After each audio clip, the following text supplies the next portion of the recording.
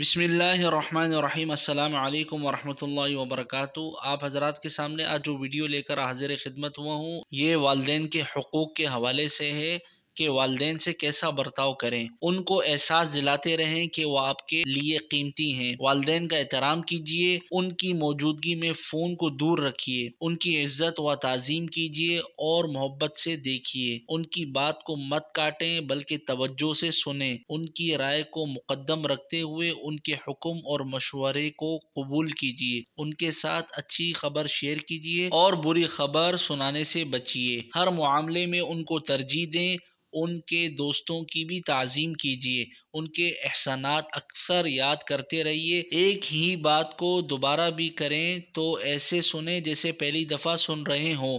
ان کی طرف پاؤں یا پیٹ کر کے نہ بیٹھیں، ان کے سامنے اپنی آواز کو ہرگز اونچا نہ کریں، ساتھ چلتے ہوئے ان سے آگے نہ چلیں۔ یہ والدین کے حقوق ہیں، چند حقوق میں نے آپ کے سامنے پیش کیے ہیں، اس سے کئی گنا بڑھ کر والدین کے حقوق ہیں۔ بس ایک یاد دہانی کے لیے میں نے یہ ویڈیو بنائی ہے، آپ حضرات کے لیے۔ کتنے والدین جو ہیں اولاد سے پریشان ہوتے ہیں، تنگ ہوتے ہیں، اور عمر کے اس حصے میں پہنچ کر اولاد ان کی پرواہ نہیں کرتی، بلکہ اب تو مسلم کنٹریز کے اندر بھی اولڈ ہومز بنا دیے گئے ہیں جس میں والدین کو بھیج دیا جاتا ہے۔ خدا را ایسا نہ کریں۔ جن والدین نے آپ کو پال پوس کر اتنا بڑا کر دیا، اس قابل کر دیا کہ آپ خود کما سکیں، کھا سکیں، انہیں بھی کھلائیے جنہوں نے آپ کو کھلایا۔